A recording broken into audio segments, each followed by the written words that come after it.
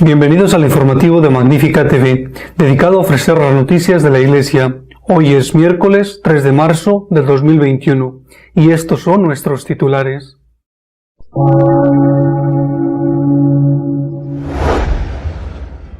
El viernes, salvo que haya cambios de última hora, el Santo Padre visitará Irak. Apoyará con su presencia a la comunidad católica perseguida y tendrá la mano a los chiitas.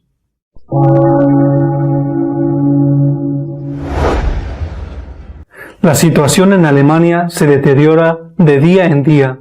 El presidente del episcopado ha anunciado que dará la comunión a los protestantes, aunque no está permitido.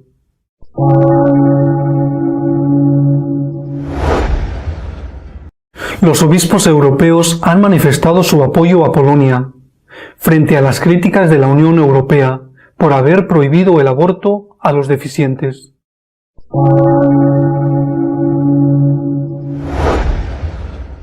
El obispo de Arecibo, en Puerto Rico, Monseñor Fernández, ha denunciado la imposición de la ideología de género por parte de las autoridades.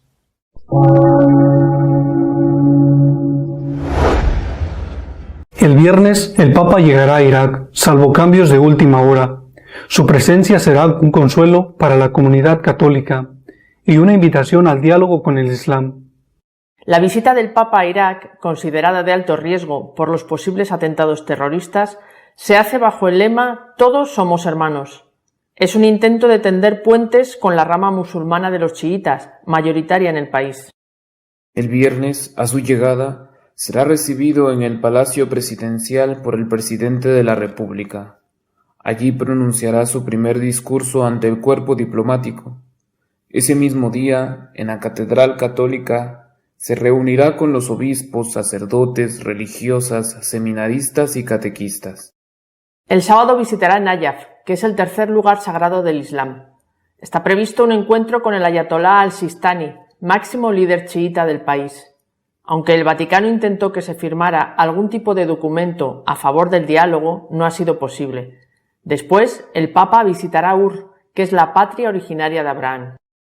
El domingo, el Santo Padre irá al Kurdistán iraquí y a la llanura de Nínive, donde vivía la mayoría de católicos iraquíes. En Erbil celebrará la misa en un estadio. Después regresará a Bagdad a pasar la noche y el lunes por la mañana regresará a Roma.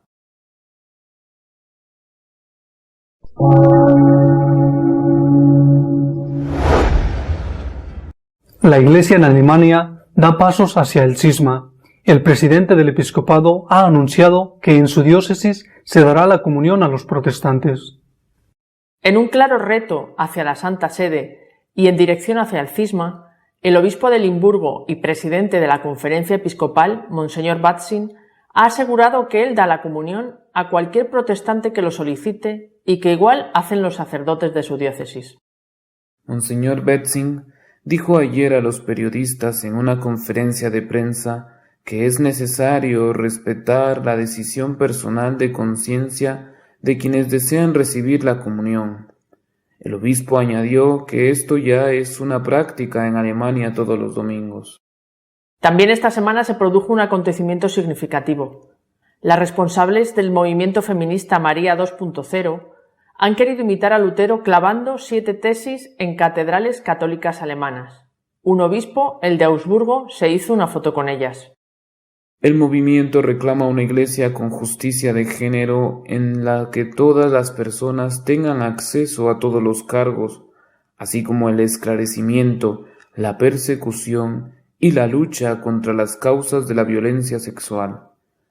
Además, se exige una actitud apreciativa hacia la sexualidad autodeterminada y la abolición del celibato obligatorio. Reclaman el acceso de la mujer al sacerdocio y el episcopado, la aceptación de la ideología de género, incluida la homosexualidad y la transexualidad.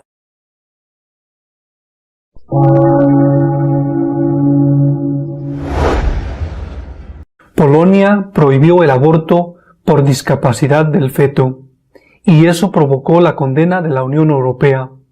Ahora, los obispos europeos han manifestado su apoyo a los polacos.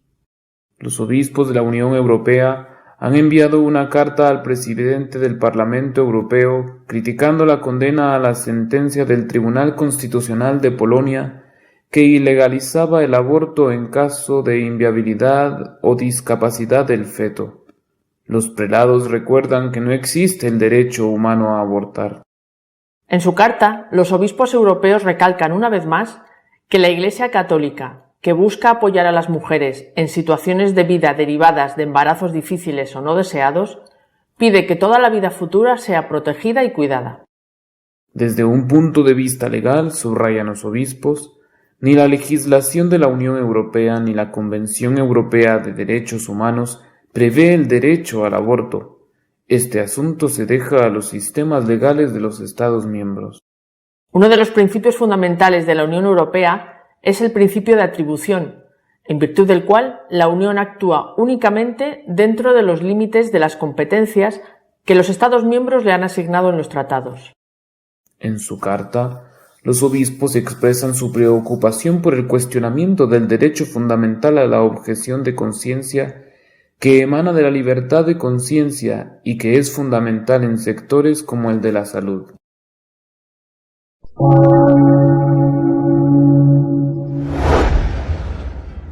La imposición de la ideología de género ha llevado al obispo de Arecibo a preguntar a las autoridades si se puede ser cristiano en Puerto Rico.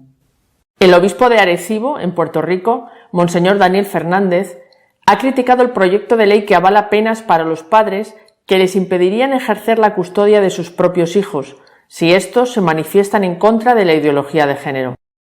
El 25 de febrero, Monseñor Fernández envió una carta al presidente del Senado y a los miembros de la Asamblea Legislativa para manifestar su oposición a los proyectos de la ley que impondría en la isla la ideología de género. En la carta titulada «¿Es delito ser cristiano en Puerto Rico?», advierte que habrá intolerancia religiosa al tratar de imponer pena de acusaciones de maltrato institucional con respecto a la enseñanza de la ideología de género.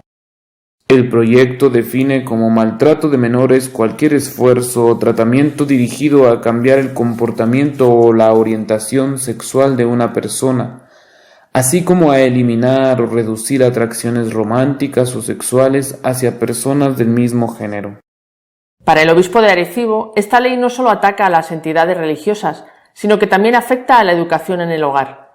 Los padres que realicen esos esfuerzos serán considerados maltratadores de menores y se arriesgan a perder el ejercicio de la patria potestad. De este modo, cualquier esfuerzo por transmitir a los hijos la verdad sobre la naturaleza humana se traduce en persecución religiosa, dado que se pretende acusar de maltrato a los padres con convicciones que intenten transmitir sus creencias religiosas a sus propios hijos. Recordó también que el Papa Francisco se refiere a la ideología de género como una colonización ideológica, en la que se peca contra Dios creador porque se quiere cambiar la creación como Él la ha hecho.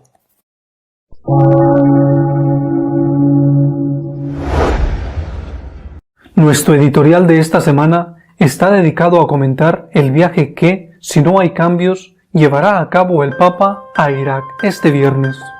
El próximo viernes, día 5 de marzo, salvo un imprevisto de última hora, el Santo Padre viajará a Irak. No es un viaje de alto riesgo, es un viaje de altísimo riesgo. El Papa está vacunado, ha recibido ya las 2 dosis de la vacuna de Pfizer. Van a ir también vacunados los periodistas que le acompañen. Siempre hay la posibilidad de un contagio, pero ese riesgo es pequeñísimo comparado con el riesgo de un atentado. El mismo día, hace más o menos un mes, en que se presentó el programa del viaje en Bagdad, tuvo lugar un atentado terrible en esa ciudad por parte de los islamistas radicales que costó varios muertos y centenares de heridos. Era una advertencia. Si esto es así, si el Papa pone en peligro su vida y la vida de otros, hay que preguntarse necesariamente por qué hace este viaje. Por un lado, creo que el primer motivo es el de confortar, consolar a los pocos católicos que han quedado después de las masacres de los islamistas que ocuparon, como es sabido, una buena parte del país, especialmente lo que se conoce como la llanura de Nínive, donde vivían la mayor parte de esos católicos. El cardenal Saco, patriarca de Babilonia de los caldeos, que es la máxima autoridad católica en Irak, ha repetido estos días muchas veces que ese es el motivo del viaje, que le agradece muchísimo al Papa el esfuerzo y el riesgo que va a correr para consolar, para dar aliento a esa pequeña población tan sufrida, tan diezmada. No hay que olvidar que Saco nació en una de las zonas más castigadas, en el Kurdistán iraquí, y sabe bien de lo que habla. Pero ese no es el único motivo del viaje. El Santo Padre, durante todo su pontificado, lleva intentando una alianza con la principal religión después del cristianismo, que es el Islam. Busca en el Islam un aliado para hacer frente al secularismo agresivo, cada vez más agresivo, de Occidente. No es una alianza fácil de conseguir, no solo por los musulmanes radicales. En el famoso encuentro de Abu Dhabi, cuando se firma la declaración para la fraternidad humana con el imán egipcio de Al-Azhar, que es la máxima figura religiosa del Islam sunita, que es el mayoritario dentro del Islam, ahí en ese encuentro se dio un paso adelante.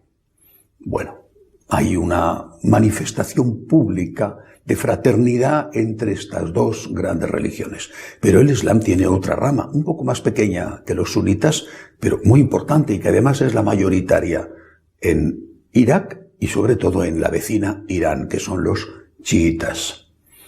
El Vaticano ha intentado hasta última hora que hubiera también una firma de algún tipo de comunicado conjunto con el líder de los chiitas, al-Sassani. No lo ha conseguido, pero eso sí, se va a producir una visita del Papa a la ciudad de Nayaf, que es el tercer lugar más sagrado para los chiitas, después de Medina y de la Meca, porque allí es donde está enterrado el imán Ali, que es el que fundó el chiismo. Allí le recibirá al-Sassani y allí se harán una foto. Es verdad que una foto vale más que 1000 palabras, y esto es posiblemente lo que se podrá conseguir. ¿Merece la pena? Repito, esta es la pregunta. ¿Merece la pena? El Santo Padre está intentándolo. Hasta ahora los resultados no han sido muchos. Es decir, el secularismo en Occidente es cada vez más agresivo. Basta ver las políticas avasalladoras a favor de la ideología de género que está implementando en Estados Unidos Biden, y que, por cierto, se están enfrentando con el rechazo de, si no todos, sí de la mayoría del episcopado norteamericano. Hasta ahora, esta alianza con los musulmanes, por lo tanto, no ha frenado el secularismo y tampoco ha servido mucho para disminuir los atentados terroristas en la propia Irak. Y, bueno, hay que preguntarse a los del centro de África, que están siendo castigados un día sí y otro también. Pero creo que hay que intentarlo también porque a veces los resultados no se consiguen de un día para otro. El Papa está buscando una alianza de los creyentes en el mundo, en particular con el Islam, para hacer frente al radicalismo laicista, que es la principal amenaza no solo para los cristianos, sino para las religiones en su conjunto. El riesgo es evidente. Pero es que mientras tanto, en la propia casa aumentan los problemas. Esta semana, ese colectivo feminista alemán que se dice de sí mismo que es católico, y habría que decir que es supuestamente católico, y que se conoce como María 2.0, ha querido emular abierta y públicamente a Lutero, el reformador que inicia el protestantismo. No digo clavando, porque ya no es el estilo de nuestra época, pero sí pegando unas tesis a favor de todo lo imaginable que pueden pedir las feministas más radicales, sacerdocio femenino, homosexualidad, todo. Bueno, lo han pegado en las puertas de las catedrales. Se da la circunstancia de que son varios los obispos, por ejemplo, el de Augsburgo, que han salido a la puerta de la catedral a fotografiarse con las representantes de este colectivo que acababan de pegar el cartel, a fotografiarse amigablemente con ellas, dándoles así una muestra fotográfica de apoyo. Los obispos, un sector mayoritario de los obispos alemanes, están, por un lado, apoyando estas reivindicaciones abiertamente en contra de la doctrina de la Iglesia. Pero por otro lado, el secretario general de la Conferencia Episcopal, el vicepresidente de la Conferencia Episcopal, dice que no hay riesgo de cisma y que no van a ir en contra de lo que el Papa les permita.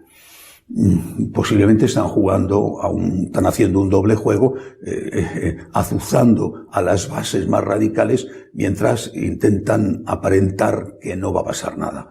Esto se les puede volver en contra, porque si las feministas de María 2.0, las llaman ya popularmente las Marías, si las Marías se sienten utilizadas, se sienten manipuladas, se pueden volver en contra de aquellos que ahora les dan abrazos delante de los fotógrafos.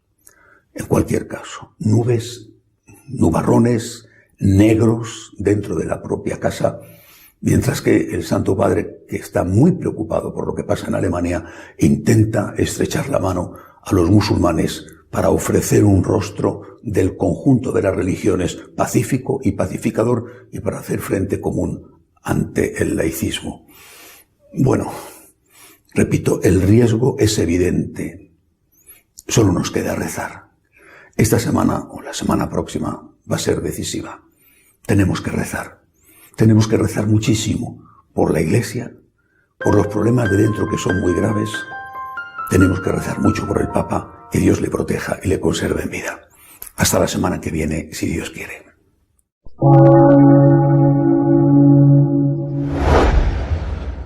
Si deseas estar al tanto de lo que va sucediendo en la Iglesia, te invitamos a visitar nuestra página www.católicosonline.org. Hasta la semana que viene, si Dios quiere.